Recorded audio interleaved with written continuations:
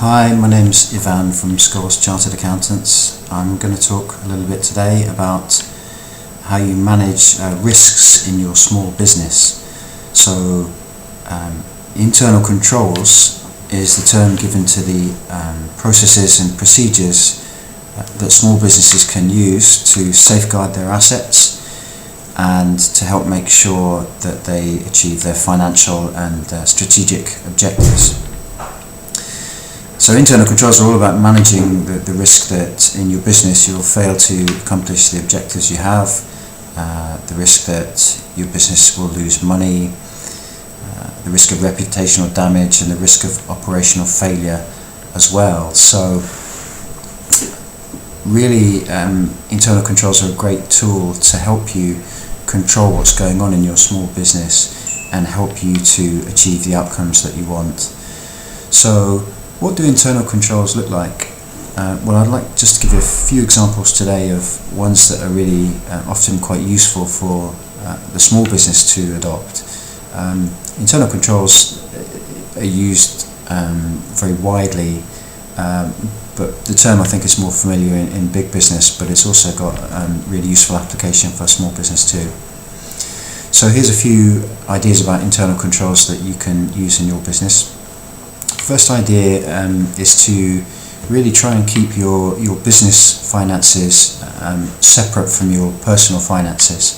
So I know a lot of small business owners sometimes see their small business as an extension of themselves, but actually it's good practice to try and really separate out the owner's personal financial transactions from those of the business, and where there is an interaction, for example where there is a loan from the owner or proprietor to the business, it's helpful to have that documented formally to explain exactly what the nature of the transaction is.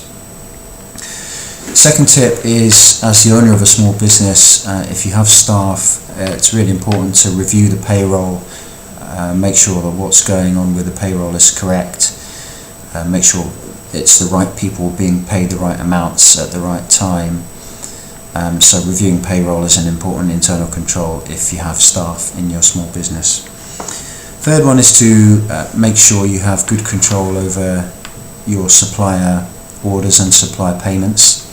So it's important, even in very small businesses, to have complete clarity over who has the authority to make orders, and then very often in small business, as the owner, you would want to actually review those orders and review the invoices that come in from suppliers and approve them for payment, rather than delegating the role of paying suppliers to an employee. The next good tip on internal control, I think, is to segregate duties. So where you do have a number of staff and you do delegate responsibility for things like supplier payments, where possible it's a good idea not to have a single individual who has responsibility for a lot of different aspects of a process. So if you can, it's a good idea to have the person who is making an order being a different person actually from the person who authorises the invoice for payment, from the person who then executes and records the payment to. The more you can spread out the responsibilities between different individuals, reduces the risk of error or misappropriation as well, actually. If you're a cash-based business, cash-based businesses very often have a heightened risk of misappropriation or perhaps under-recording of revenues. So you'll want good internal control in place over your cash at the point of sale, through things like daily reconciliations of your till if you're a retailer, for example.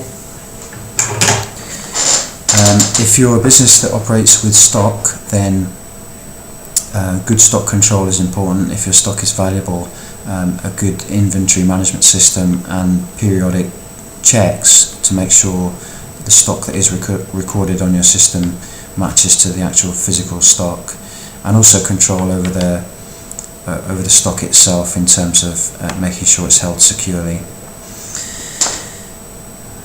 Reviewing the bank statements, I think, is another key internal control for many small businesses. ultimately, if you have regular oversight of the bank statements, as the business owner, you can monitor exactly what money is going in and out of the bank account, making sure there's nothing going through there that ought not to be. Budgetary control is another very important method to manage your risk, I think.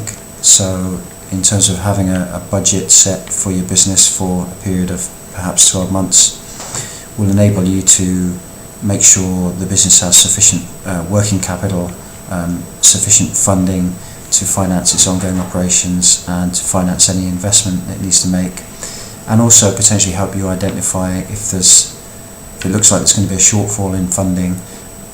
You can anticipate and address in advance any need to raise additional debt or equity. Of course, much better to do that than to have to go cap in hand to your bank unexpectedly a few months down the road. Two more to finish. Supervising and monitoring your staff, your team is very important, and I think in small businesses sometimes overlooked form of internal control. It's okay to delegate responsibility, but equally, I'm sure you'll agree, you've also got to exercise appropriate supervision and monitoring of the things your team do as well. And finally, physical controls. So physical controls, by which I mean ensuring the physical security of the assets of your business.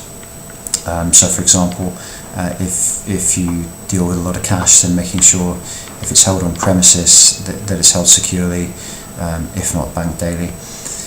Making sure if you're an asset intensive business that your assets are held securely and looked after, and not subject to undue risk of theft.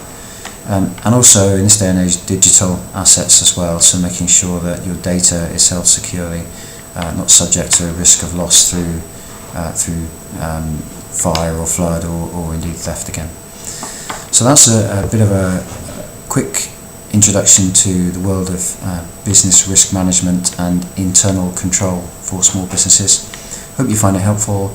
If you'd like to discuss any of the points raised in a bit more detail, give us a phone and you can check out our website www.skolca.co.uk. Thanks.